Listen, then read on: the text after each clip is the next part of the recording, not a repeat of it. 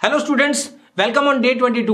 Today's topic is stability of intermediates. Last class में हमने basic strength के साथ इंटरमीडिएट्स का इंट्रोडक्शन पूरा मैंने करा दिया था, कुछ टाइम था उसमें। तो आज हम सिर्फ उनकी स्टेबिलिटी पे बात करेंगे जो क्वेश्चंस आते हैं। इंट्रोडक्शन तो खैर होना ही था, वो आज हो जाता, लेकिन आज हम बात करेंगे स्टेबिलिटी ऑफ इंटरमीडिएट्स। और after this video we will again back to physical chemistry, जो इक्विलिब्रियम और काइनेटिक्स के बहुत इंपॉर्टेंट टॉपिक आएंगे।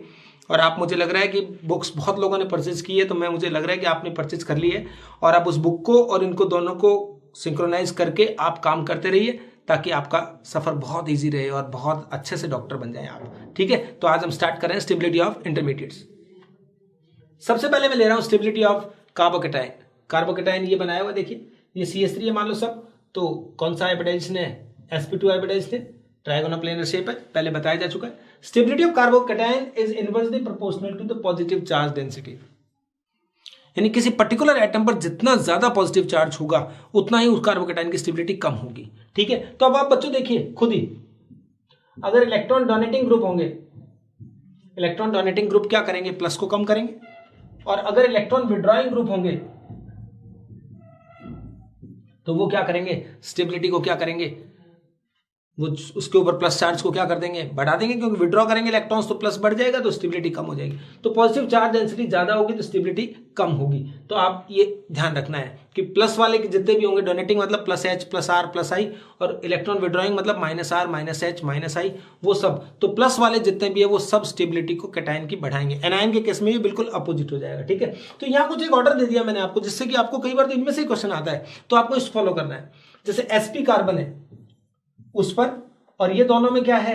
sp2 कार्बन पर है, एक तो फिनाइल और ये एलाइल, सॉरी विनाइल, इन दोनों में। तो sp और sp2 कार्बन पर पॉजिटिव चार्ज बिल्कुल भी स्टेबल नहीं होता है। एनायन के केस में यही उल्टा हो जाएगा। ठीक है, फिर आएगा देखो सुपर 1 डिग्री, फिर 1 डिग्री, 2 डिग्री, 3 डिग्री, कार्बोकेटाइन आ गए। और आफ्टर दैट देखिए एलाइल एंड बेंजाइल। और बेंजाइल में भी अगर बेंजीन रिंग अपन बढ़ा देते हैं, 2 कर दिया, 3 कर दिया, तो और बढ़ जाएगी स्टेबिलिटी।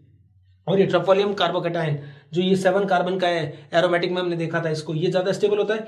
और एक ये साइक्लोप्रोपाइल का कार्बोकेटाइन है। ठीक है, तो इसमें ये जो होता है, इसमें कौन सा रेजोनेंस होता है?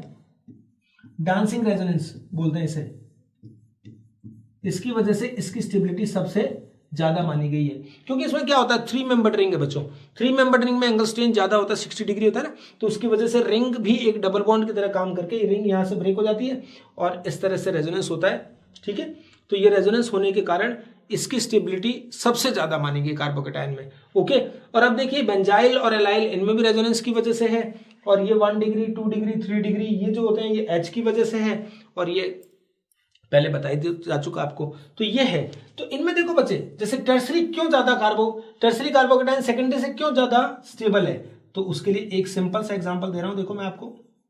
ये टर्सरी कार्बोकेटाइन लिया मैंने, यहां पर पॉजिटिव चार्ज है। अब इस पे जुड़े हुए ये जो मिथाइल ग्रुप है, इनका सबका प्लस आई इफेक्ट होता है। ये अपने इलेक्ट्रॉन देते हैं, ये भी दे रहे हैं और ये भी दे रहे हैं, ये सब इसको इलेक्ट्रॉन दे रहा है, तो ये प्लस क्या हो जाता है? कम हो जाता है। ये प्लस चार्ज डेंसिटी कम हो जाएगी तो स्टेबिलिटी बढ़ जाती है। तो जितना ज्यादा प्लस सभी एटम पे डिस्ट्रीब्यूट होगा उतना ही ज्यादा स्टेबिलिटी बढ़ती है। ठीक है, ये देने का मतलब हो गया, इस पे प्लस कम हो गया तो यहाँ पे प्लस आ गया सब पे पार्शियली। तो ये कार्बोकेटाइन की स्टेबिलिटी का एक ऑर्डर है। सेम ऑर्डर फॉलो किया जाता है किसके लिए? फ्री रेडिकल्स के लिए। तो इसमें ये फ्री रेडिकल है, इसमें भी कौन सा हाइब्रिडाइजेशन है? sp2। ये same order of stability.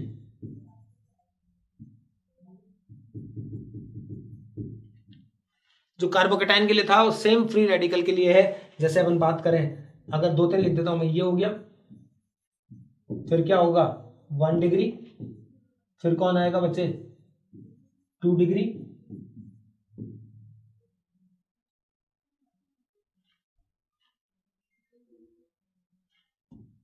Then 3 degree. तो ये स्टेबिलिटी का ऑर्डर वही है जो कार्बोकेटाइन का था, तो इसलिए इसमें कोई ज्यादा चेंज की रिक्वायरमेंट है नहीं। कार्बेनाइन देखिए, तीनों जगह H लगाते हैं, तो ये कौन सा हाइब्रिडाइजेशन होता है? यहाँ माइनस है इस कार्बन पे, तो ये sp3 हाइब्रिडाइजेशन है और पिरामिडल शेप है, ये मैंने प्रीवियस क्लास में बता दिया था। अब देखिए बच्चों, यहाँ 3 डिग्री कम होगा 2 डिग्री से, फिर 1 डिग्री, फिर सुपर 1 डिग्री। आफ्टर दैट देखिए एलाइल, वो सॉरी विनाइल, फिर फिनाइल, फिर क्या है? ये एसिटिलीन का जो आयन है उसके स्टेबिलिटी यानी sp कार्बन पर और sp2 कार्बन पर नेगेटिव चार्ज स्टेबल होता है, पॉजिटिव चार्ज स्टेबल नहीं होता है, ये बताना है। उसके बाद देखिए यहां तक तो जस्ट अपोजिट था, लेकिन एलाइल और बेंजाइल में ठीक उसी तरीके का इफेक्ट है जैसा कि कार्बोकेटाइन में होता था, ये रेजोनेंस की वजह से। इसमें भी वही है, नेगेटिव चार्ज डेंसिटी जितनी ज्यादा होगी, वहां पर क्या था, पॉजिटिव चार्ज डेंसिटी ज्यादा थी तो कम स्टेबिलिटी थी, यहाँ नेगेटिव चार्ज डेंसिटी ज्यादा है तो क्या स्टेबिलिटी कम है। तो इसको भी मैं वैसे जोड़ देता हूं, यहां पर डायरेक्टली प्रोपोर्शनल कर देता हूं इलेक्ट्रॉन विड्रॉइंग ग्रुप के, और इनवर्सली प्रोपोर्शनल कर देता हूं इलेक्ट्रॉन डोनेटिंग ग्रुप के, राइट। एनायंस में एक्चुअली स्टेबिलिटी जो होते हैं हाइपर कॉन्जुगेशन से नहीं देखते हैं, तो -I या -R इंपैक्ट करेगा, H नहीं आता इसमें। तो ये देखिए बच्चों, इलेक्ट्रॉन विड्रॉइंग ग्रुप कैटायन की स्टेबिलिटी कम करते हैं, एनायन की बढ़ाते हैं। इलेक्ट्रॉन डोनेटिंग ग्रुप इसकी स्टेबिलिटी कम कर रहे हैं तो कैटायन की बढ़ा रहे हैं, फ्री रेडिकल की बढ़ा रहे हैं। तो बस इनको यूज करके हमें आज अब आगे क्वेश्चंस करने हैं। यहां तक का काम तो आपको लर्न करने का था, अब सारा एप्लीकेशन है जो इनको अप्लाई करना है, और वही क्वेश्चन आएंगे बच्चे जो अब मैं बता रहा हूं आपको सारे। जैसे मैंने फर्स्ट क्वेश्चन लिया है ये वाला, stability of anion and cation. सबसे पहले मैंने एनायन लिया, देखिए ऊपर यहां minus minus minus. Normally anion पे हाइपर कॉन्जुगेशन नहीं लगता है, लेकिन रिंग में जब होता है तो लग सकता है। तो रिंग में ये जो जुड़ा हुआ है CH3 ग्रुप, इसका कौन सा इफेक्ट है, +H, क्योंकि 3 अल्फा कार्बन है, अल्फा हाइड्रोजन है। यहां पर भी क्या होगा, 2 अल्फा हाइड्रोजन है तो +H, यहां पर भी 1 अल्फा हाइड्रोजन है तो क्या होगा, +H, लेकिन एक भी अल्फा हाइड्रोजन नहीं है तो यहाँ इसका इफेक्ट जो होता है +H की बजाय कौन सा होता है, +I होता है। तो ये सब के सब इलेक्ट्रॉन डोनेटिंग ग्रुप है। तो इलेक्ट्रॉन डोनेटिंग ग्रुप क्या करेंगे, एनायन की स्टेबिलिटी को क्या करेंगे, कम करेंगे। कैटायन की स्टेबिलिटी को क्या करेंगे, सेम है। देखो बच्चों,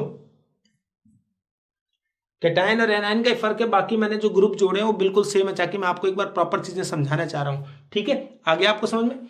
तो ये +H वाला क्या करेगा, एनायन की स्टेबिलिटी को कम करेगा, और मैक्सिमम प्लस इसी में होगा क्योंकि maximum number of alpha hydrogen इसी में है। तो +H जिसमें मैक्सिमम होगा उसकी स्टेबिलिटी सबसे कम होगी। तो इस तरह से स्टेबिलिटी क्या होती जा रही है, बढ़ती जा रही है। इस केस में क्या होगा, यहां पर +H मैक्स है तो कैटायन की स्टेबिलिटी मैक्सिमम करेगा, तो इसके लिए ऐसा ऑर्डर आ जाएगा।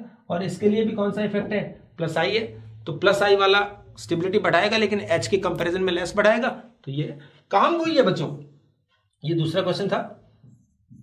काम कैसे है, वही रेजोनेंस देखना है, वही हाइपर कॉन्जुगेशन यानी अल्फा हाइड्रोजन वगैरह देखना है, और वही I इफेक्ट। डोमिनेंस का ऑर्डर यही रहेगा और इसी के अकॉर्डिंग हम क्या करेंगे, आंसर देंगे। ओके, नेक्स्ट और देखते हैं। चलिए मैं आपको टाइम दे रहा हूं। Correct order of stability again anion और कैटायन, और ग्रुप जुड़े हुए वो भी सेम है। तो आप एक कैटायन का होगा उसका एनायन का आंसर उसका जस्ट अपोजिट आएगा, ये देखना है। यहां देखिए CH3, यहां CD3 और यहां CT3, तो इनमें सब में अल्फा हाइड्रोजन माने जाते हैं। तो मतलब +H इसमें भी माना जाता है, +H उनमें भी माने जाते हैं, सब में +H है मतलब, और नंबर भी सेम है। आप बच्चों देखिए, +H जितना ज्यादा होगा उतना क्या होगा, स्टेबिलिटी कम होगी एनायन की, इस केस में बढ़ जाएगी। तो अब मुझे बताना है आपको कि HDT, तो आपको मैंने लिखाया हुआ वैसे तो फिर बता देता हूं मैं, +H का इंपैक्ट होता है HD और क्या T, ये ऑर्डर मैंने बताया हुआ पहले आपको। और अगर यही चीज +I के लिए बात करेंगे तो बच्चों क्या होता है, P, D और H, ऐसे याद रख सकते हैं क्योंकि ये इंडक्टिव इफेक्ट हाइड्रोजन का 0 माना जाता है, तो हाइड्रोजन का मिनिमम होता है बस, तो उससे आपको याद रहेगा। इस केस में तो ट्राइटियम, ड्यूटेरियम और हाइड्रोजन होगा, और इस केस में हाइड्रोजन ज्यादा होगा। तो +H ज्यादा होता है किसका, हाइड्रोजन का। हाइड्रोजन ये क्या है, ड्यूटेरियम, ट्राइटियम, तो +H इसमें ज्यादा है तो इसकी स्टेबिलिटी सबसे कम होगी, क्योंकि प्लस वाले डोनेटिंग ग्रुप क्या कर रहे हैं, कम कर रहे हैं, तो ज्यादा होगा तो कम कर देंगे। कैटायन के केस में ये क्या हो जाएगी, बढ़ा देंगे, सिंपल। तो जितना +H ज्यादा है उतना ही कैटायन की स्टेबिलिटी बढ़ जाएगी, एनायन की स्टेबिलिटी उतना ही कम हो जाएगी। बिल्कुल समझ रहे हैं सब। अब मैं देखिए इनको पैरा पोजीशन से हटाकर कहीं और लगाता हूं, मेटा पे लगाता हूं, क्वेश्चन तो कुछ भी आएगा, और हर तरह के क्वेश्चन हमारे करे हुए होने चाहिए। देखो बच्चे, ये एनायन में मैंने जोड़ा मेटा पे और यहां पे। तो एक बात आपको मैंने प्रीवियस वीडियो में भी आ चुकी है अपने एसिडिक नेचर और बेसिक नेचर में, कि मेटा पोजीशन पर क्या नहीं लगता है। मैं फिर लिख देता हूं यहां, ताकि बार बार याद रहना चाहिए।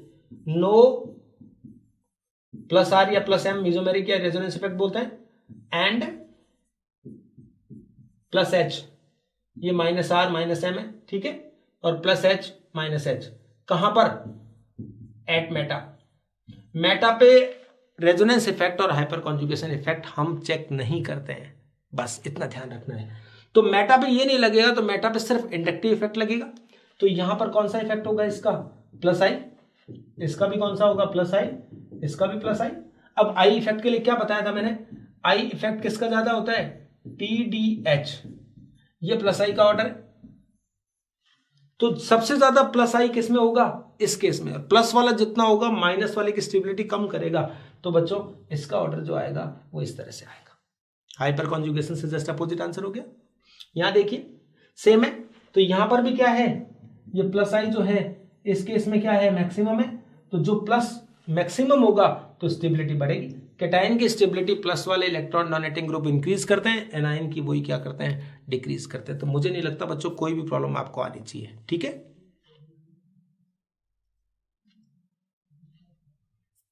कुछ वेरियस एग्जांपल्स मिक्स करके लिए मैंने, आप बताएंगे। चलिए पॉज करके आप पहले अपना आंसर सोचिए, फिर अपन बात करते हैं क्या क्या जुड़ा हुआ है।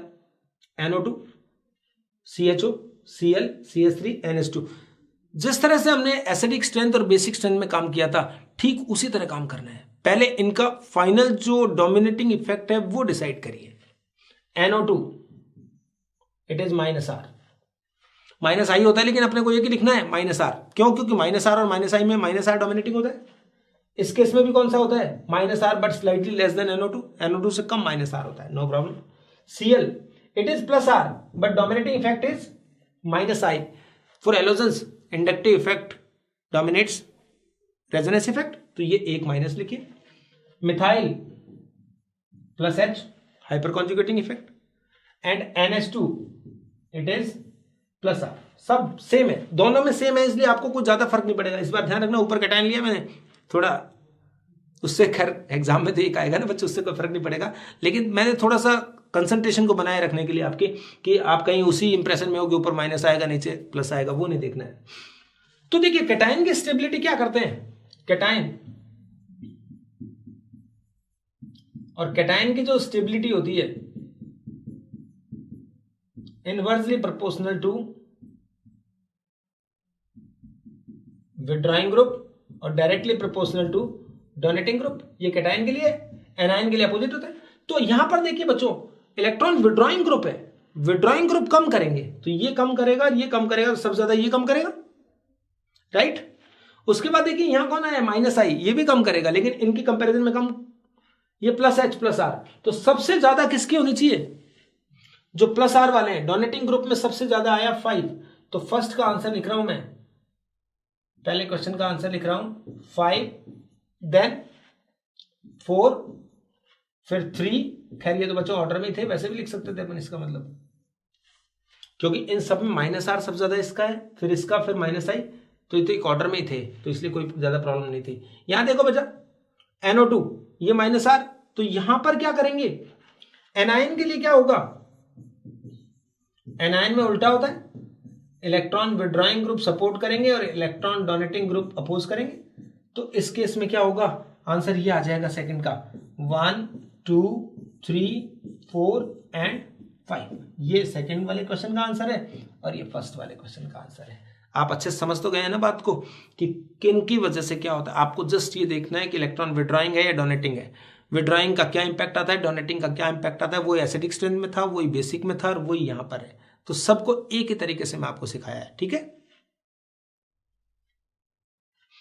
करेक्ट ऑर्डर ऑफ स्टेबिलिटी, ये कुछ कैटायंस अब आए हैं, अब अलग तरह के क्वेश्चंस ले रहे हैं थोड़े।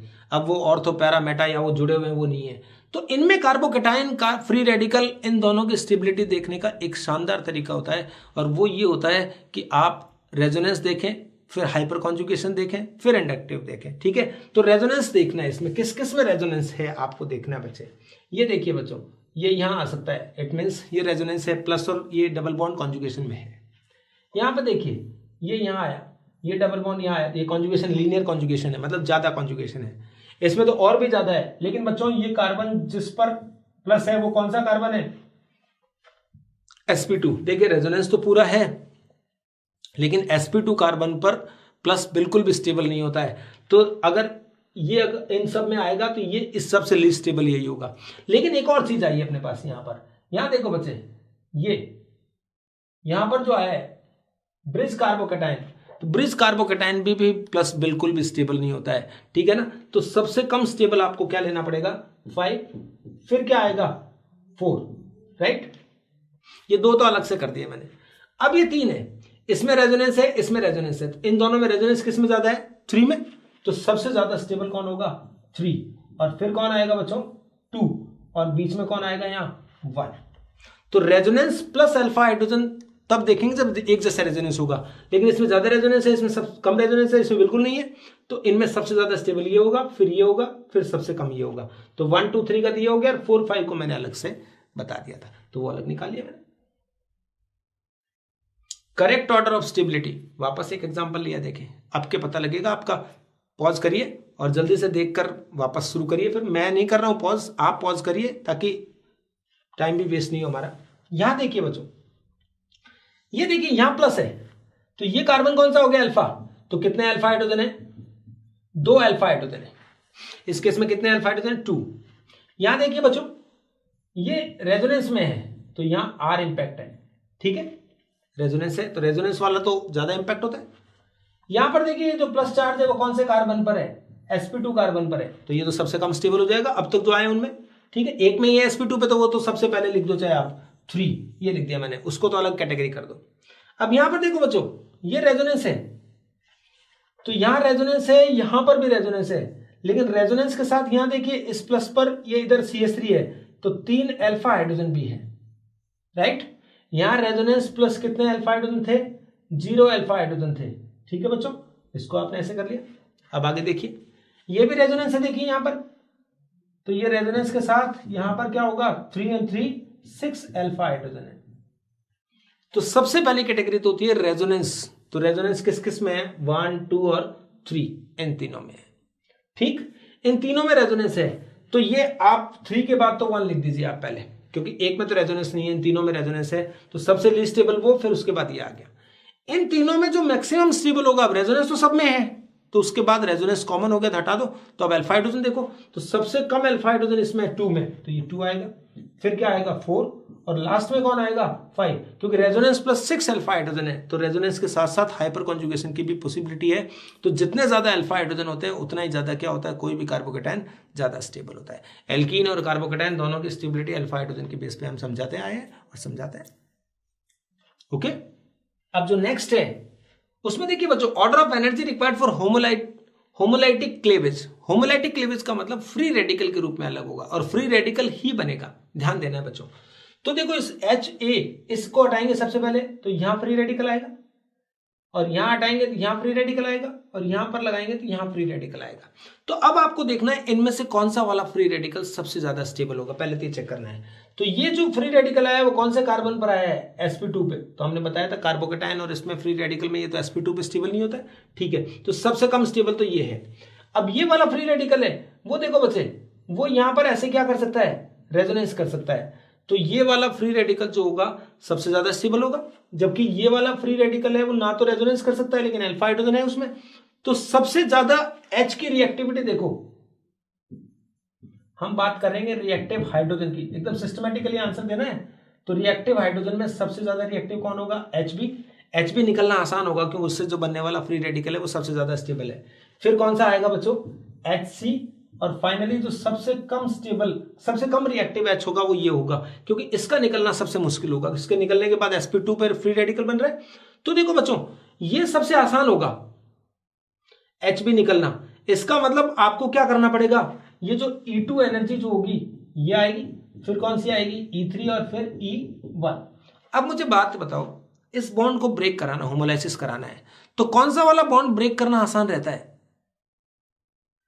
in which most stable free radical is formed।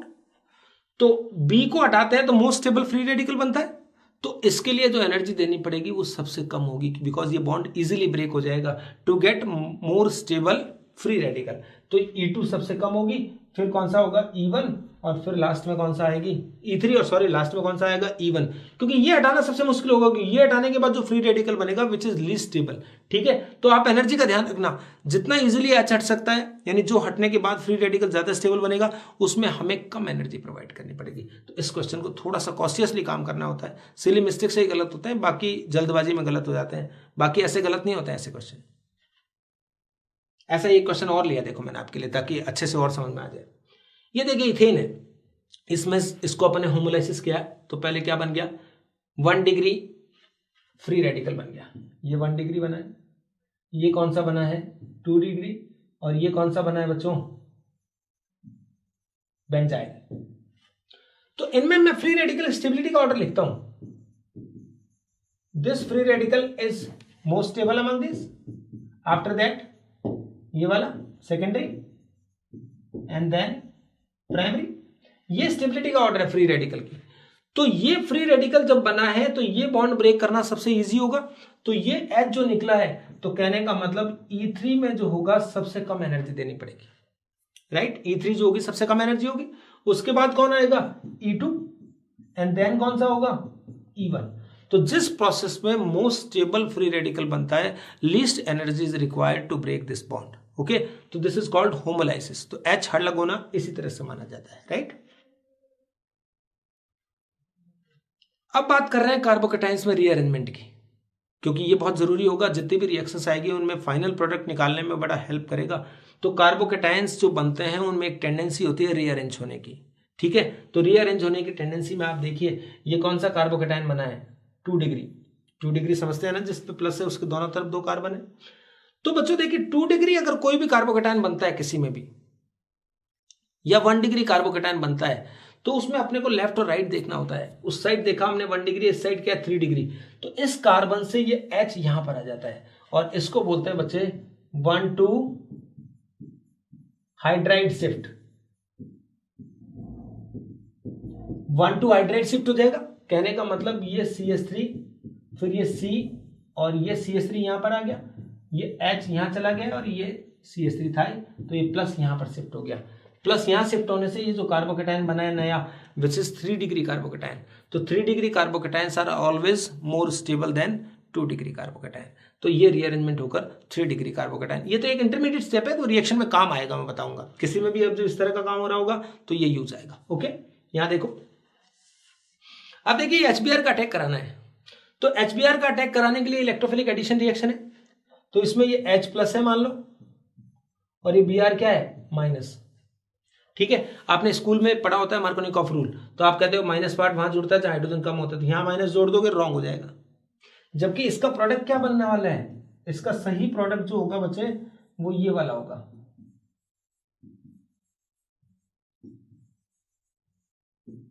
ये Br अटैच होगा यहां पर।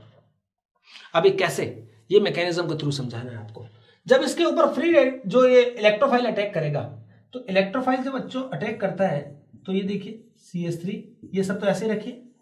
इलेक्ट्रोफाइल अटैक करने के लिए there are 2 positions, first and second. If H attached here then plus here, plus H attached here then plus there, तो what, तो among sorry between 1 degree and 2 degree carbocation, 2 degree carbocation is more stable, तो 2 degree carbocation बन गया। अब देखिए ऊपर वाला सही केस हो गया, यहां हाइड्राइड शिफ्ट हुआ था, यहां पर हाइड्रोजन तो है नहीं, तो यहां पर बच्चों क्या शिफ्ट हो जाएगा, मिथाइल शिफ्ट हो जाएगा।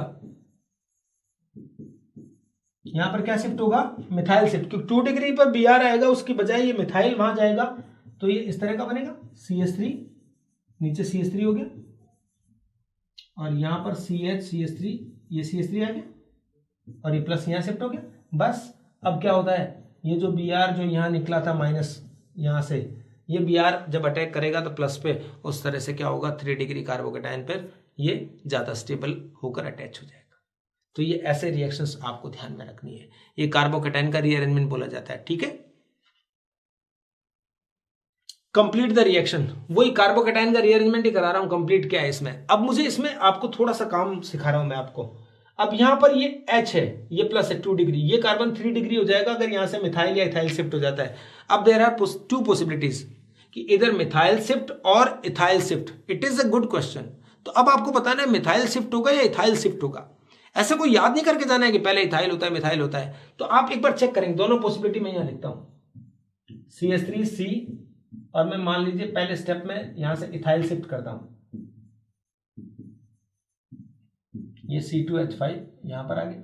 और दूसरा केस क्या होगा बच्चे, इस बार मैं क्या शिफ्ट करता हूं,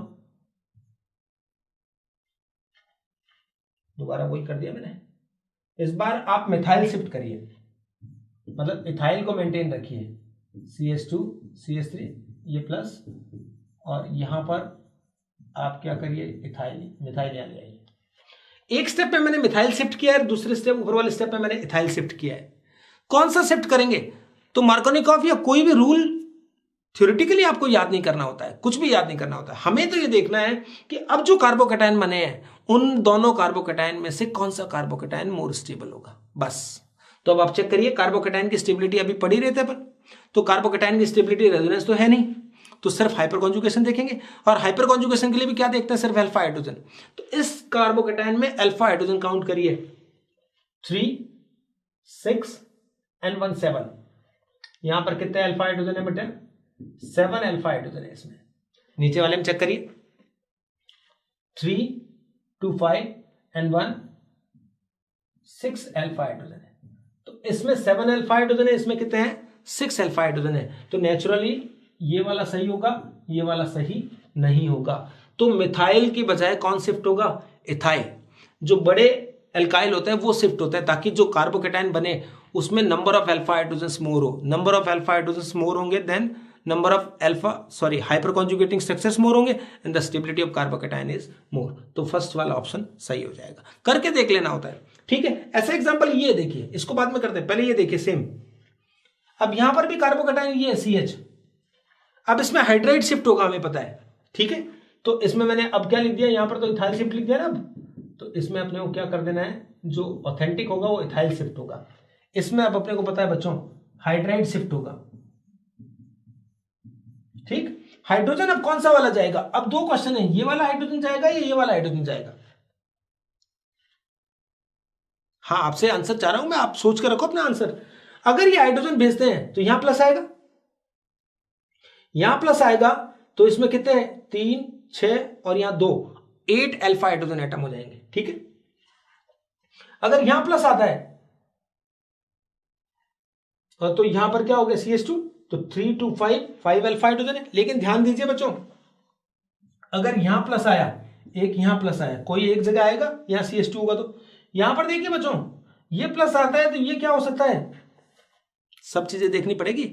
वहां पर OH का लॉन पेयर है, वो क्या करेगा, रेजोनेंस कर सकता है, और रेजोनेंस जब कर सकता है बच्चों तो हमेशा ज्यादा होता है इफेक्टिव। तो कौन सा वाला, तो इसका आंसर जो होगा CH3 CH CH3, ये हाइड्रोजन से रिप्लेस नहीं होगा, कौन सा वाला जाएगा बच्चों, ये वाला जाएगा, और इस पे क्या आ जाएगा, प्लस, ताकि ये इसके साथ क्या कर सकता है, रेजोनेंस। तो इसी तरीके से आपको एक इंपॉर्टेंट बात मैंने ये बताई है कि कौन सा वाला कार्बोकेटाइन मोर स्टेबल होगा वो बनेगा। तो बस याद रखिए, more stable carbocation will be formed, और वही आगे रिएक्शन को प्रोसीड करवाएगा। एक क्वेश्चन बहुत नॉर्मल सा, ये तो आप बता सकते हैं। यहां देखिए मार्कोनिकॉफ से ये यहां प्लस आना चाहिए, पहले यहां प्लस आएगा, यहां पे H जुड़ जाएगा, यहां प्लस आ गया, ये सिंगल बॉन्ड हो गया। लेकिन ये कौन सा कार्बोकेटाइन है, 2 डिग्री। अब अगर ये कार्बोकेटाइन यहां आता है तो है तो 2 डिग्री ये भी, लेकिन प्लस यहां से क्या होगा, यहां शिफ्ट होगा। क्यों, क्योंकि यहां प्लस आने से कौन सा कार्बोकेटाइन बन जाएगा, बेंजाइल, तो उसके साथ रेजोनेंस कर पाएगा बेंजाइल। तो बच्चों इसके अंदर जो प्रोडक्ट बनेगा वो इस तरह से बेंजीन रिंग, ये CH पे प्लस आ जाएगा, H यहां शिफ्ट हो गया हाइड्रेट शिफ्ट होकर, और जो Br जुड़ेगा बच्चों वो यहां जुड़ेगा, ठीक है। तो इट इज मार्कोनिकॉफ तो है, लेकिन क्या है, मॉडिफाइड मार्कोनिकॉफ लॉ है कि negative part will be attached on more stable carbocation, बस। तो आपको देख लेना है, तो ये कार्बोकेटाइन अगर आता है तो कौन सा वाला कार्बोकेटाइन बन गया, बेंजाइल कार्बोकेटाइन होगा, which is more stable than 2 degree carbocation. तो बस ये आपको बता दिया। तो रीअरेंजमेंट का यही देखना है कि कैसे कैसे शिफ्टिंग होती है। अभी मैं सारे और बता रहा हूं, कई सारे रीअरेंजमेंट और देखते हैं, ताकि अपन एल्कीन जब स्टार्ट करेंगे हाइड्रोकार्बन, उसमें आपको रिएक्शन में बहुत जल्दी जल्दी आप बता पाएंगे सब कुछ। Complete the reaction. देखो बच्चे, ये एक 5 मेंबर रिंग है, साइक्लोपेंटेन है, जिस पर एक विनाइल जुड़ा हुआ है, CH डबल बॉन्ड CH2। ठीक, जब HBr जोड़ेंगे तो देखिए मैं स्टेप से बताता हूं, इसका स्टेप से बताएंगे तो क्या होगा बच्चों, एज पर मार्कोनिकॉफ रूल या जो भी, यहां पर पहले तो ये कार्बोकेटाइन बनेगा, Br इसमें से रिलीज हो गया एक बार, Br माइनस बाहर निकल गया, H यहां अटैच हो गया, ये 2 डिग्री बन गया।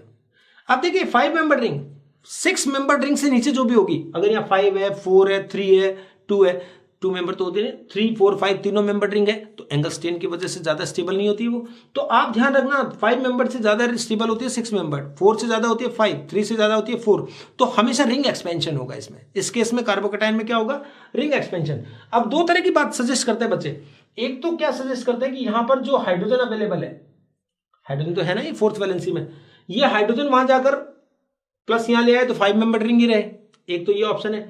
ठीक है, और दूसरा ऑप्शन है कि रिंग का एक्सपेंशन हो जाए, तो बच्चों 5 मेंबर से 6 मेंबर, यहां पर 1-2 बॉन्ड शिफ्ट होगा, ना कि हाइड्राइड शिफ्ट, क्यों हाइड्राइड शिफ्ट से 5 मेंबर रिंग बनेगी, जबकि बॉन्ड एक्सपेंशन से, मैं दोनों बताता हूं आपको, देखो अगर पहले हाइड्राइड शिफ्ट करते हैं अपन तो ये तो 5 मेंबर रिंग ही रहेगी, और ये H यहां चला गया और यहां पे प्लस आ गया, और इस प्लस के ऊपर फिर क्या हो जाता है, Br अटैच हो जाएगा, एक तो वो प्रोडक्ट बना।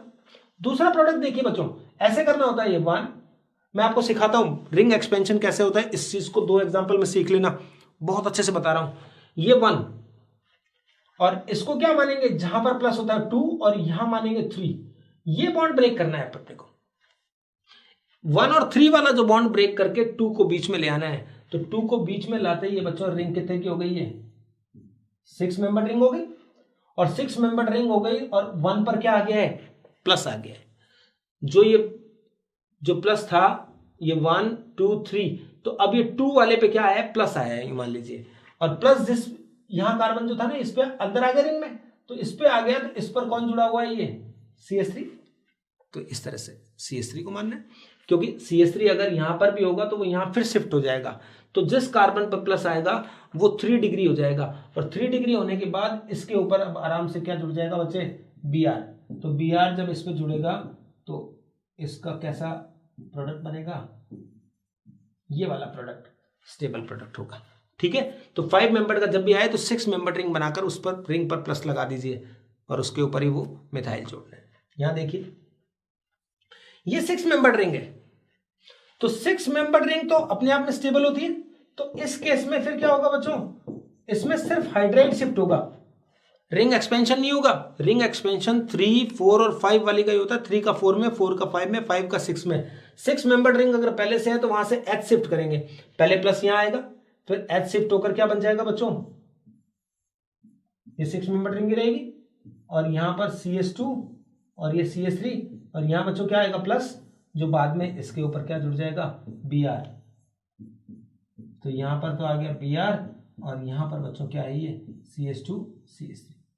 ध्यान देना 6 मेंबर रिंग में तो हाइड्राइड शिफ्ट होगा, जबकि 5 4 मेंबर रिंग होगी तो हाइड्राइड शिफ्ट की बजाय क्या शिफ्ट होगा, बॉन्ड शिफ्ट होगा। ओके, और रीअरेंजमेंट देख लीजिए, ये देखिए 4 मेंबर रिंग है, वहां पर प्लस आया मान लो किसी इंटरमीडिएट रिएक्शन में, तो ये क्या बन जाएगी, 5 मेंबर रिंग बन जाएगी, जिसमें ऐसा प्लस होगा और वहीं पे जुड़ जाएगा।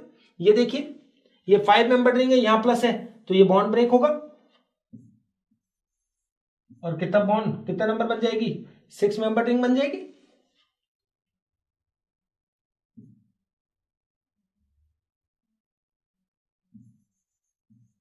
सिक्स मेंबर रिंग बन गई आपके पास, ठीक, और इनके बीच में आगे बाद में मिथाइल भी वहां शिफ्ट होकर यहां इस तरह से क्या लग जाएगा, प्लस लग जाएगा, क्योंकि मिथाइल वहां होगा तो फिर वापस से शिफ्टिंग होगी। ठीक है, और वापस शिफ्ट होकर आने के बाद कौन सा वाला कार्बोकेटाइन, 3 डिग्री कार्बोकेटाइन ही ज्यादा स्टेबल बनेगा। तो ऐसे जितने भी आएगा रिंग, अगर 3 4 5 है तब तो रिंग एक्सपेंशन करके एक कार्बन बढ़ा दीजिए रिंग में, और अदरवाइज फिर हाइड्राइड शिफ्ट करके आप 6 मेंबर है तो फिर रिंग पर लाना है चार्ज तो, लेकिन हाइड्राइड शिफ्ट कराना है। आप देखो 2 क्वेश्चन पूछे मैंने अब आपसे, ये मैं आपसे डिसाइड कराना चाह रहा हूं एक बात, एक्वस केवस से जो रिएक्शन होती है ये एसएन रिएक्शन होती है, न्यूक्लियोफिलिक सब्स्टिट्यूशन रिएक्शन, और आप खुद ही जानते हो न्यूक्लियोफिलिक सब्स्टिट्यूशन रिएक्शन में एक तो होती है SN1, एक होती है SN2। तो SN1 में तो क्या होता है, कार्बोकेटाइन बनता है, तो रीअरेंजमेंट अलाउड होता है, SN2 में कोई रीअरेंजमेंट नहीं होता है। तो सबसे पहले तो हमें डिसाइड करना है कब एल्काइल हैलाइड SN1 देते हैं और कब SN2 देते हैं। तो देखो बच्चों, इसके लिए आप नोट लगाओ दो, क्योंकि क्वेश्चन बाद में करेंगे। फर्स्ट नोट है, इफ 3 डिग्री हैलाइड है, बेंजाइल है, एलाइल है, तो ये हमेशा कौन सी देते हैं? SN1। 3 डिग्री और कौन सा बोला मैंने? बेंजाइल, एलाइल, तो ये हमेशा SN1 देते हैं, नोटिस कर लीजिए। अब सेकंड नोट जो आता है ये ज्यादा इंपॉर्टेंट है। इफ 1 डिग्री और 2 डिग्री हैलाइड है, हैलाइड की जगह अल्कोहल भी हो सकता है, अल्कोहल में भी यही होता है। 1 डिग्री और 2 डिग्री हैलाइड है बच्चों, तो अब दो पॉसिबिलिटी है कि उस केस में SN1 भी हो सकती है और SN2। SN1 होगी तब तो रीअरेंजमेंट होगा और SN2 होगा तो रीअरेंजमेंट नहीं होगा। 1 डिग्री और 2 हैलाइड में SN1 कब होगी? When beta carbon, beta carbon जो है वो 2 डिग्री, सॉरी 3 डिग्री या 4 डिग्री हो, तब तो SN1 होगी। और अगर बीटा कार्बन 3 डिग्री 4 डिग्री नहीं होगा, 1 डिग्री 2 डिग्री होगा, तब वो SN क्या बोलेंगे? 2 होगी। तो अब मैंने आपको एग्जांपल दिए हैं, सोच के बताइए मुझे, ये कौन सा हैलाइड है बच्चों? 1 डिग्री हैलाइड है। ये कार्बन अल्फा और ये कार्बन कौन सा? बीटा कार्बन कौन सा डिग्री है? 2 डिग्री है। देखिए 1 डिग्री हैलाइड है और बीटा कार्बन भी 3 डिग्री 4 डिग्री नहीं है, तो इसका मैकेनिज्म कंफर्म कौन सा होगा? SN2। और SN2 होगा बच्चों तो कोई रीअरेंजमेंट नहीं कराना है। इसका मतलब इसका जो प्रोडक्ट बनेगा CH3 CH2 CH2 CH2 और यहां क्या आ जाएगा? OH, यानी 1 डिग्री बनेगा। कई बच्चे क्या करते हैं, यहां 1 डिग्री का कार्बोकेटाइन सोच देते हैं प्लस, फिर वो 2 डिग्री पे शिफ्ट कर देते हैं। नो, शिफ्टिंग कब करनी है? जब 1 डिग्री 2 डिग्री हैलाइड में शिफ्टिंग पॉसिबल है, लेकिन उसके बाद उसका अगला कार्बन जो है 2 डिग्री नहीं 3 डिग्री या 4 डिग्री होना चाहिए। ठीक है, तो ऐसे केस में SN2 ही होगा। और SN2 में कोई कार्बोकेटाइन बनता ही नहीं है, तो रीअरेंजमेंट का होगा? इसमें तो ट्रांजिशन सीरीज बनती है, तो उसमें रीअरेंजमेंट पॉसिबल नहीं है। अब दूसरा देखिए, ये कौन सा हैलाइड है? 2 डिग्री, तो कैटेगरी तो यही है 1 डिग्री या 2 डिग्री हैलाइड। लेकिन देखिए इधर देखिए, ये बीटा कार्बन इधर तो ये है, लेकिन ये बीटा कार्बन देखो बच्चों 3 डिग्री है। ये बीटा कार्बन कौन सा डिग्री है? 3 डिग्री। तो यहां से क्या शिफ्ट हो जाएगा? हाइड्राइड शिफ्ट हो जाएगा, ये H यहां चला जाएगा, कार्बोकेटाइन यहां आएगा, तो इसका जो प्रोडक्ट होगा, yes this time you can say this is SN1 mechanism with rearrangement. Okay, तो यहां से H शिफ्ट हो गया तो यहां प्लस आएगा, तो यहां पर बच्चों OH आएगा और ये क्या आएगा? CH2 CH3। तो दिस इज रीअरेंजमेंट। क्लियर, समझ में आ गया? ये दोनों पॉइंट बहुत दिमाग में फीड रखना कि अगर 1 डिग्री 2 डिग्री हैलाइड है और बीटा कार्बन 3 या 4 डिग्री है, तभी रीअरेंजमेंट होगा, SN1 होगा, अदरवाइज कौन सी होगी? SN2 रिएक्शन होगी। ठीक है, बहुत इजी है। Complete the reaction. देखिए चैप्टर की बात नहीं कर रहा हूं मैं, एल्काइल हैलाइड की तरह अल्कोहल ईथर भी क्या कर सकते हैं? ये अल्कोहल हो सकता है या ईथर हो सकता है। ये भी कौन सी रिएक्शन देते हैं? SN रिएक्शन देते हैं, न्यूक्लियोफिलिक सब्स्टिट्यूशन है। अब देखिए बच्चों HBr, तो देखिए न्यूक्लियोफिलिक सब्स्टिट्यूशन रिएक्शन है, तो ये क्या हो गया? Easily RBr, no problem. SN1 SN2 decide हो जाएगी, जो अभी मैंने बताया था उसके बेस पे इजीली RBr बन गया और ये वाटर निकल गया। यहां पर देखो बच्चे NaBr H+, तो इस केस में भी क्या हो जाएगा? सॉरी, ये बन जाएगा RBr और NaBr।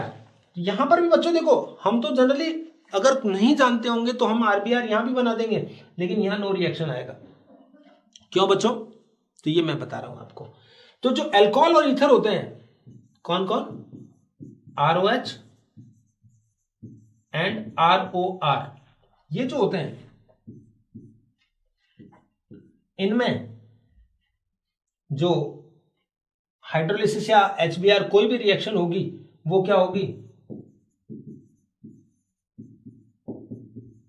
एसिड कैटलाइज्ड होती है। SN रिएक्शन जो होती है वो क्या होती है? एसिड कैटलाइज्ड होती है। एसिड कैटलाइज कैसे होगी? इसका मैकेनिज्म अगर मैं आपको बताऊं तो इसमें बच्चों ये जो पहले H+ है, ये पहले क्या बनाएगा? ROH2+, ठीक है, और इसमें से ये वाटर रिमूव होकर क्या बनेगा? R+, देन उसके ऊपर कौन अटैक करेगा? ये Br माइनस, तब बनता है। यहां पर एसिड नहीं है तो ये इसको डायरेक्ट R+ बनाने में कैपेबल नहीं है। क्यों नहीं है बच्चों? एसिड कैटलाइज होती है, रीजन क्या होता है? H2O जो होता है वो किसकी बजाय OH, ऐसे ही देखो ROH किसकी बजाय OR की बजाय। ये वाले बेटर लिविंग ग्रुप होते हैं, ये जो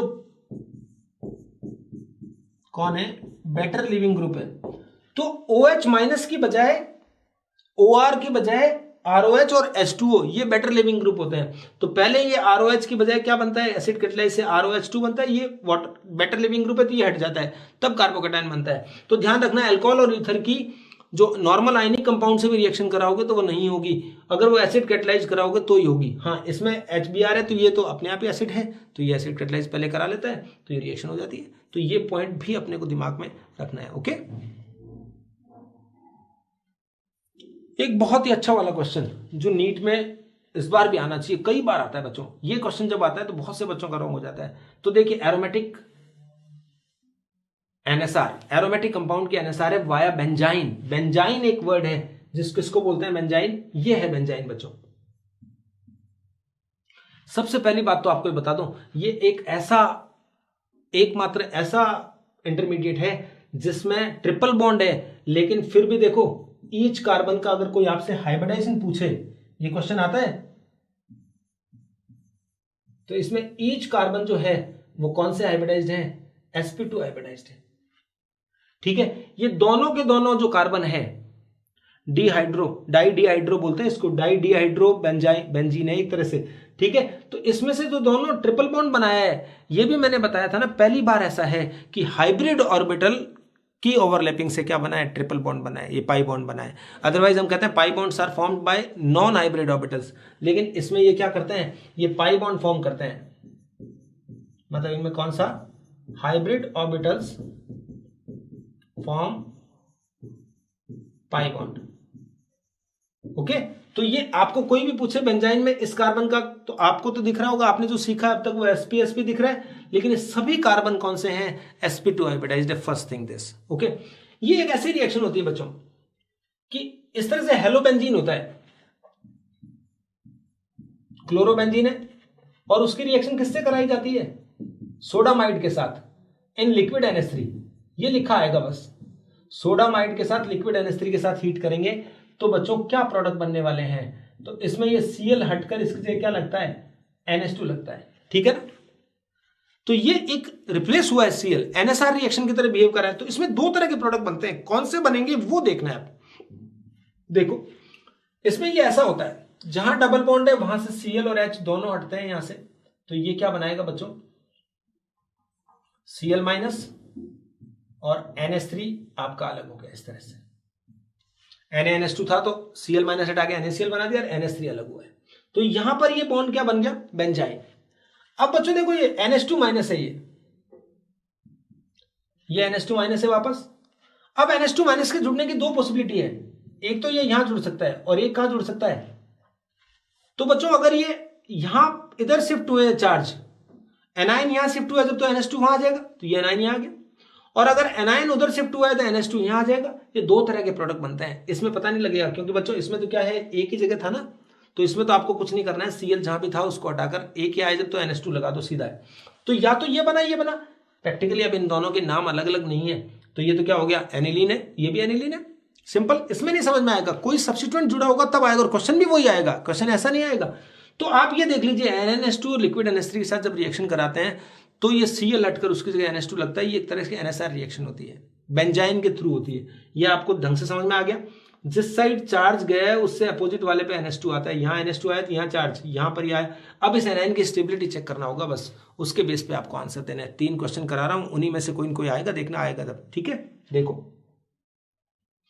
complete the reaction, major product बताना है, प्रोडक्ट तो कितने भी बन सकते हैं, मान लो ये आया जब, तो ये बेटा देखो मैं आपको मैकेनिज्म से बताता हूं सारा। ये जब आया तो उस मिथाइल को तो ऐसा कैसा रहने दीजिए, इसका तो कोई रोल नहीं है, इसका भी कोई रोल नहीं है। ये यहां से क्या होगा, H और Cl हटकर यहां पर क्या आ जाएगा बच्चों, ये बेंजाइन बनेगा सबसे पहले। मतलब जिस कार्बन से Cl हटता है उसके साथ जो डबल बॉन्ड अटैच होता है उसको ट्रिपल बॉन्ड में बदल देना होता है और वहां के पास से H हटा दो, तो ये बेंजाइन बना। अब इस बेंजाइन में दो पॉसिबिलिटी है एनायन बनने की। अगर ये चार्ज ऊपर की तरफ शिफ्ट हो, मतलब यहां आए तो ये NH2 यहां आ गया, और दूसरी पॉसिबिलिटी क्या है, और ये Me तो लगा हुआ है बच्चों, इसकी कोई बात ही नहीं है। दूसरी पॉसिबिलिटी है कि Me यहीं रहे और ये NH2 यहां पर आए और ये चार्ज आए। ठीक, तो अब आपको इन दोनों में से ये दोनों प्रोडक्ट बनेंगे। यहां पर दोनों प्रोडक्ट कैसे होंगे, देखो कि पहले Me यहां पर है तो NH2 यहां बन गया एक तो, और एक कैसा बनेगा बच्चों, ये Me यहां पर हो तो NH2 यहां जुड़ गया। वो दोनों से भी जोड़ दिए मैंने, क्या कर रहा हूं, यहां पर जुड़ेगा।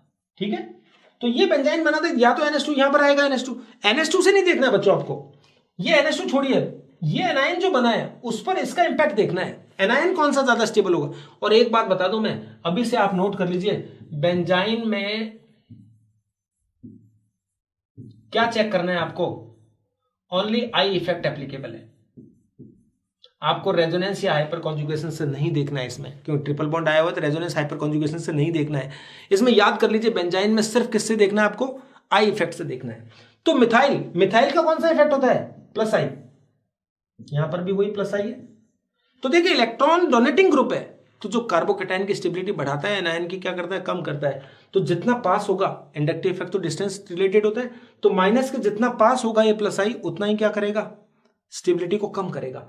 तो जितना ज्यादा पास है उतना स्टेबिलिटी को क्या कर दिया, कम कर दिया इसने। तो ये वाला माइनर प्रोडक्ट होगा और ये वाला कौन सा प्रोडक्ट होगा, क्योंकि एनायन में जितना ज्यादा प्लस आई वाला जितना दूर होगा उतना ज्यादा इफेक्टिव होगा, माइनस आई का होता कोई तो पास में होना चाहिए था, तो ये वाला इंपैक्ट काम करेगा। यानी इसमें ये वाला प्रोडक्ट जो होगा वो क्या बनेगा बच्चे, मेजर प्रोडक्ट बनेगा, और ये प्रोडक्ट जो बनेगा वो क्या होगा, माइनर होगा। राइट, एनायन की स्टेबिलिटी, ये मोर स्टेबल एनायन है उसकी वजह से। अगर यहां पर कोई माइनस आई वाला जुड़ा होता तो ये वाला आंसर आ जाता। समझ में आ गया। और देता हूं एग्जांपल, दो और एग्जांपल लिए मैंने ताकि बिल्कुल आ जाए अपने को परफेक्टली, क्योंकि ये क्वेश्चन मुझे बहुत अच्छा लग रहा है, बहुत इंपॉर्टेंट लग रहा है। यहां देखिए बच्चों, ये ऐसा है, तो इसको मैं थोड़ा सा सही करता हूं। देखो ये OCH3, राइट, और यहां पर क्या है, Cl ना। तो बच्चों एक बार तो मैं ऐसा करता हूं कि जहां Cl है उसमें ये वाला डबल बॉन्ड है, एक तो ये पॉसिबिलिटी है, एक और पॉसिबिलिटी है, वो भी बना दीजिए बच्चों, डरिए मत बिल्कुल भी। मान लो कैसा हो सकता था, ये Cl है तो ये हो सकता था डबल बॉन्ड, ऐसा भी तो हो सकता था। दोनों पॉसिबिलिटी मैंने ले ली, क्योंकि यहां बीच में ऐसे लिखा हो, इसका मतलब संशय है, थोड़ा सा डाउट है। यहां देखिए बच्चों, अब ये बना है, अब इसका बेंजाइन बनेगा,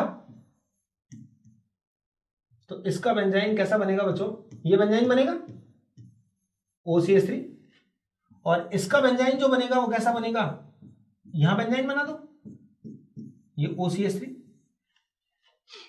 अब बच्चों खुद देखो, ये जब बनेगा तो इसमें दो पॉसिबिलिटी होगी, या तो यहां माइनस आएगा या यहां माइनस आएगा। इसमें भी दो पॉसिबिलिटी होगी, यहां माइनस आएगा या यहां माइनस आएगा। राइट, आप इन चारों एनायन में से वो देख लीजिए जो सबसे स्टेबल एनायन होगा। देखो बच्चों, यहां माइनस आया तो यहां NH2 आएगा, और ये माइनस, और ये क्या है यहां पर OCH3। तो ये एनायन OCH3 का कौन सा इंपैक्ट होता है, माइनस आई इफेक्ट होता है। देखिए प्लस आर को भूल जाइए आप, रेजोनेंस और हाइपर कॉन्जुगेशन इसमें नहीं लगाने हैं। बेंजाइन में सिर्फ अपन किससे देखेंगे, माइनस आई से। तो बच्चों इसका माइनस आई इफेक्ट, माइनस आई वाला क्या करता है, एनायन की स्टेबिलिटी बढ़ाता है।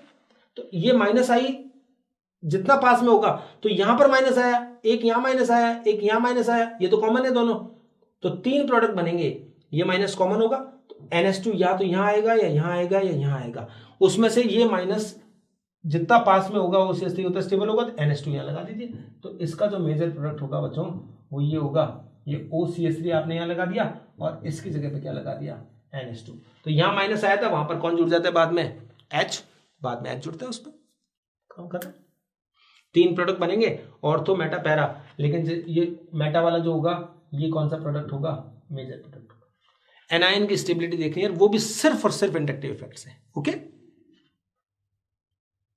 Complete the reaction, major product again. तो ये वही बात है, यहां पर बच्चों क्या होगा,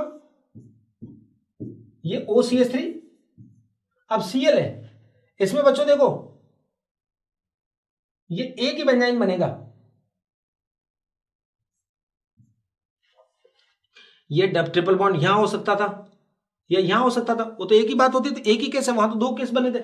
अब यहां पर है तो एक माइनस यहां पर है, एक माइनस यहां पर है, तो जो माइनस ज्यादा स्टेबल होगा उसके दूसरे वाले पे NH2 जुड़ जाएगा।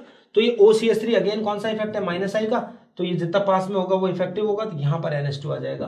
तो इसमें कौन सी जगह पे आता है बच्चों, पैरा पोजीशन पर। ये मेजर प्रोडक्ट हो गया, समझ गए आप। रफ में बैठ के बिल्कुल पहला पेज मैंने जो बेंजाइन का समझाया था उसको लेकर आराम से डिसाइड करिए और बस एनायन बनाइए। एक जगह पर NH2 आएगा, दूसरी जगह माइनस, यहाँ NH2 तो यहाँ माइनस, तो जितना क्लोज होता है माइनस वो ज्यादा स्टेबल होता है, उस तरह से अपने को मेजर प्रोडक्ट लेना है, तो कोई प्रॉब्लम नहीं है मेरे ख्याल से। ओके, एक कम आता है लेकिन पढ़ा देता हूं मैं आपको, छोटा सा टॉपिक है, NSR for cyclic ether. Cyclic ether अपने ऐसे डायरेक्टली एनसीईआरटी के कोर्स में नहीं होता है, लेकिन फिर भी मैं बताता हूं, थोड़ा एप्लीकेशन वाइज होता है। साइक्लिक ईथर में क्या करना होता है, साइक्लिक ईथर मैंने जैसे ऐसे ले लिया,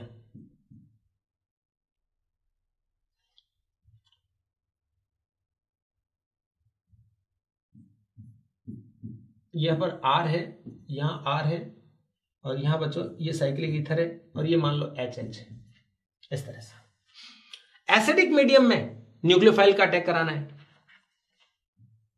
तो एसिडिक मीडियम में क्या होता है बच्चों, पहले H अटैक करता है, ठीक है। तो आप याद कर लीजिए, एक पॉइंट बताता हूं मैं आपको, तो ये H जो होगा, H प्लस का छोड़िए, मैं फाइनल कंक्लूजन ही बताता हूं आपको। न्यूक्लियोफाइल जो होगा वो कहां अटैच होगा, मोर क्राउडेड प्लेस पे। ओके, और बेसिक मीडियम में आप याद कर लो, न्यूक्लियोफाइल जो अटैक होगा वो क्या होगा, लेस क्राउडेड प्लेस पे। बस अल्टीमेट बता दिया मैंने आपको, ताकि कुछ भी ज्यादा दिमाग नहीं लगाना पड़े, क्योंकि मिनिमम दिमाग लगाएंगे तो ही काम चलेगा। यहां पर देखो इसका मैकेनिज्म किस तरह का होता है, ऐसा होता है, देखिए R R, ये HH है, तो इसमें बच्चों क्या होता है, ये O जो है इसके साथ H लगता है इस तरह से, ऐसा। ये एक ब्रिज कैटायन माना जाता है। ब्रिज कैटायन जो बनता है उसमें आपको मैं अभी से ही बता दूं कि ब्रिज कैटायन में आपको क्या करना है बच्चों, बता दूं शुरू से ही।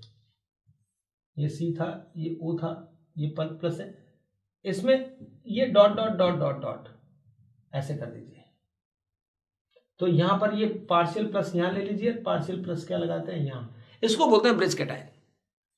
ठीक है बच्चों, ये O के साथ H आया तो पार्शियल प्लस आया, लेकिन ये इस तरह का कार्बो कैटायन बनता है, इसको बोलते हैं ब्रिज कैटायन।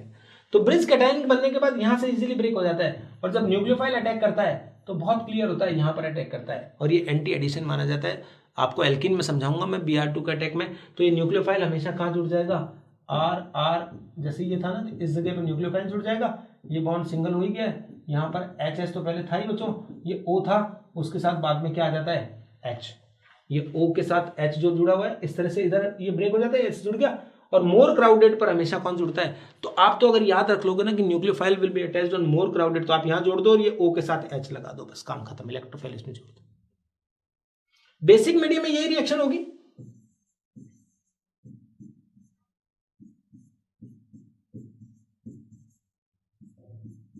जैसे बेसिक मीडियम की या न्यूट्रल मीडियम की मानी जाती है, जैसे RMgX का अटैक होता है,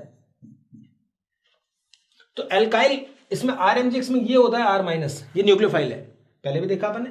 तो ये हमेशा किस पे जुड़ता है, लेस क्राउडेड पे जुड़ता है, बस ध्यान रखना है।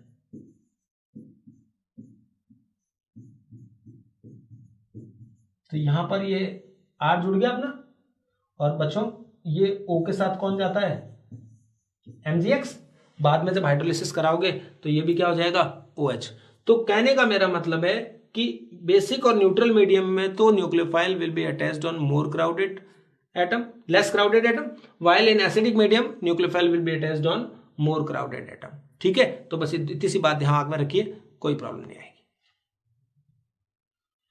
ये वैसे नेक्स्ट वीडियो जो हाइड्रोकार्बन जब अपन स्टार्ट करेंगे तो एल्कीन में मैं आपको डिटेल में बताऊंगा। फिर भी मैं बताता हूँ ब्रिज कैटायन कैसे होते हैं। तो ब्रिज कैटायन का मतलब देखिए बच्चों, RCH डबल बॉन्ड CH2, इसके ऊपर जैसे ये Br है, इसका जब अटैक कराते हैं तो ये इस तरह से होता है,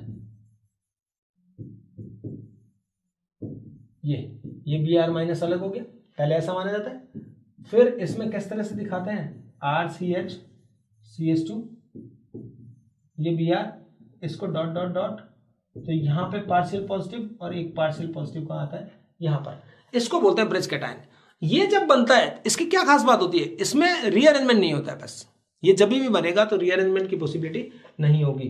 बाद में जब कोई भी न्यूक्लियोफाइल आएगा, जैसे Br माइनस आएगा, तो वो इस जगह पर आएगा, इस पर जब Br माइनस अटैक करेगा तो बच्चों इस तरह से होगा, ये Br यहाँ आ जाएगा और ये Br यहाँ आ जाएगा। इसको कौन सा एडिशन बोलते हैं, एंटी एडिशन। अभी थोड़ा सा मैं बिल्कुल समझा नहीं पा रहा हूँ आपको, सिस और एंटी एडिशन, सिन एडिशन, सब चीजें मैं समझाऊंगा आपको, तब एल्कीन में समझ में आएगा। तो याद रखना, एक और कार्बोकैटायन होता है ब्रिज कैटायन, जिसके बाद एंटी एडिशन होता है, इसमें रीअरेंजमेंट नहीं होता है बस। तो ये ब्रिज कैटायन जो है, इसमें बस क्लियरली आज के लिए इतना ही सीखना है इसमें कि इसमें there will be no rearrangement, बस ये ध्यान रखिए। ठीक है, तो ये सारे टॉपिक तो मैंने आज कवर कर दिए हैं। कुछ फॉलोअप क्वेश्चंस बनाए हैं आपको, तो वो देख लीजिए लास्ट बस। Which of the following carbocation is most stable, आराम से बता देंगे आप। Which free radical is the most stable, बहुत इजीली बता देंगे। Most stable carbanion among the following, ये भी आप आराम से बता देंगे। तो जो टॉपिक हमने कवर किए हैं उसके बेस पे ही मैंने क्वेश्चन पूछे हैं, यही क्वेश्चन एग्जाम में आते हैं। आप नीट के प्रीवियस ईयर क्वेश्चन देखिए। Decreasing order of stability of given carbocations, ये भी बता देंगे आप। For electrophilic addition with HCl which pair is more not correctly matched, आपको ये देखना है कि इनमें जब अपन इलेक्ट्रोफाइल का अटैक कराएंगे तो जो कार्बोकैटायन बनेगा वो सही मैच किसमें नहीं है, तो ये भी आप आराम से कर सकते हैं। तो इन क्वेश्चंस को बच्चों आराम से करिए। और बस ऑर्गेनिक केमिस्ट्री का एक बार यहाँ GOC तक का काम पूरा हुआ है हमारा। ठीक है, अब अपन हाइड्रोकार्बन में एल्केन, एल्कीन, एल्काइन और बेंजीन और एल्काइल हैलाइड, 5 टॉपिक हैं ये, जिनको हम 2 वीडियो में लेंगे। ठीक है ना, बहुत ज्यादा नहीं है, उनमें जो काम के कंटेंट होंगे वो सब आपको मैं दे दूंगा, बस आप उस पर कंसंट्रेट करते रहिए। नहीं तो क्या होता है, आपको बहुत वाइड लगता है सिलेबस, ऐसा कुछ नहीं है। उनको आप अच्छे से पढ़िए, सब चीजें इन्वॉल्व कर दूंगा मैं उनमें, तो जो चीजें सीखी होगी आपने तो आपको आ जाएगी। और आप प्योर रटने का काम करेंगे तो अब नहीं, आप ये सोचेंगे जितना वीडियो में कराया गया उसको रट लें, क्योंकि मिथाइल की जगह इथाइल भी लिख सकता है। -R में नाइट्रो लिखेगा, CHO लिख देगा, वो COH लिख देगा। +R में NH2 की जगह वो OH लिख देगा, तो सारा खेल तब खराब हो जाएगा। तो ऑर्डर हमने सब पढ़ रखे हैं, R अच्छे से देखा है, H अच्छे से देखा है, I अच्छे से देखा है। तो बच्चों बस अच्छे से जो मैं बता रहा हूं उसको आपने सीखा है, 2 बार 4 बार वीडियो देख के अच्छे से और सीख लीजिए, ताकि अब जब हम ऑर्गेनिक स्टार्ट करेंगे तो अब पूरी कंप्लीट हो जाएगी हमारी। इस फिजिकल के 5 वीडियोज के बाद जब वापस आएगी तो वो 5 या 6 वीडियो जो हैं वो पूरी के इसके ऑर्गेनिक के हैं, तो उसमें अपना काम चैप्टर वाइज है। तो मोस्ट इंपॉर्टेंट रिएक्शंस और उनके क्वेश्चंस मैंने सारे उसमें बनाए हैं, तो आप अच्छे से देखेंगे। Thank you very much.